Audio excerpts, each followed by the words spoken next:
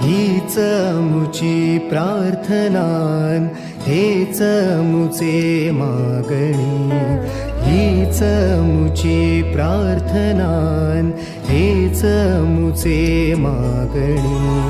माणसाने माणसाशी माणसासम वागणे.